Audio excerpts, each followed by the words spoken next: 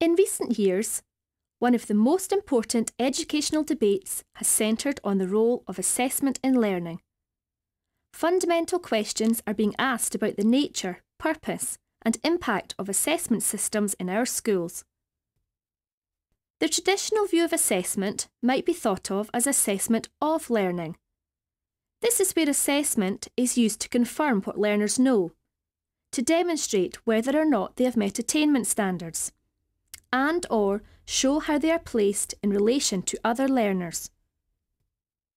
In assessment of learning, schools and examination bodies use assessment to provide statements of proficiency or competence for learners. Its purpose is summative. It is intended to certify learning and provide reports for parents and learners about their progress in school. Assessment of learning in classrooms is typically done at the end of some activity, for example, a unit of work, a topic or a course. Assessment generally takes the form of tests or exams that sample knowledge and understanding associated with the curriculum.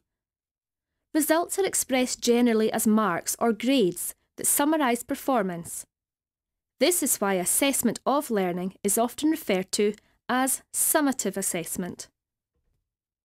For generations, summative assessment has dominated most classroom assessment work, especially in secondary schools, where the bulk of teacher time has been taken up with creating tests, marking and grading. There is a strong emphasis on comparing students to national standards, and feedback to learners comes in the form of marks or grades. These kinds of tests provide little direction or advice for improvement. Typically, they don't give much indication of mastery of particular ideas or concepts, because the test content is generally too limited and the scoring is too simplistic to represent the broad range of skills and knowledge that have been covered. In recent years, there has been a fundamental change in the way that schools think about the role and nature of assessment. There is a growing acceptance that where assessment is used as a formative element of classroom work, learning and attainment can be significantly enhanced. Assessment for learning shifts the emphasis from summative to formative assessment, from making judgments to engaging in ongoing activities that can be used to support the next stages of learning. Formative assessment, like summative assessment, is about gathering information relating to students' learning, but it is the point at which this information is gathered which makes it different. Formative assessment focuses on how a young person is learning as they undertake the task. The teacher is then more able to tune into the learner's progress, picking up on emerging understandings and difficulties. Formative assessment provides teachers with information with which to modify or change the teaching and learning activities in which the students are engaged. Formative assessment has come to be very much concerned with the everyday ongoing process of teaching and learning. It enables teachers to gather information about a child's learning and to use that information to improve the way that they learn.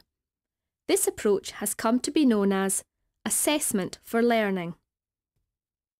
When using assessment for learning, teachers create assessment tasks that open a window on what children know and can do already, and use these insights to design the next steps in teaching and learning.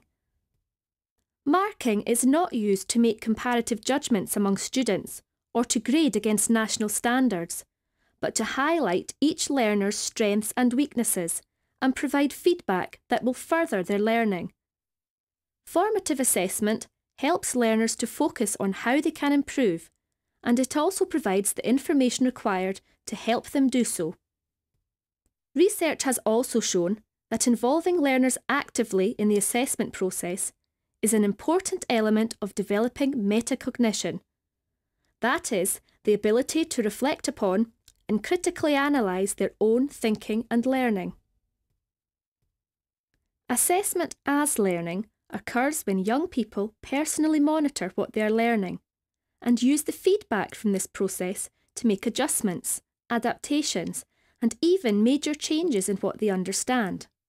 Self and peer assessment places learners at the heart of the assessment system, enabling them to become active, engaged, and critical assessors of learning.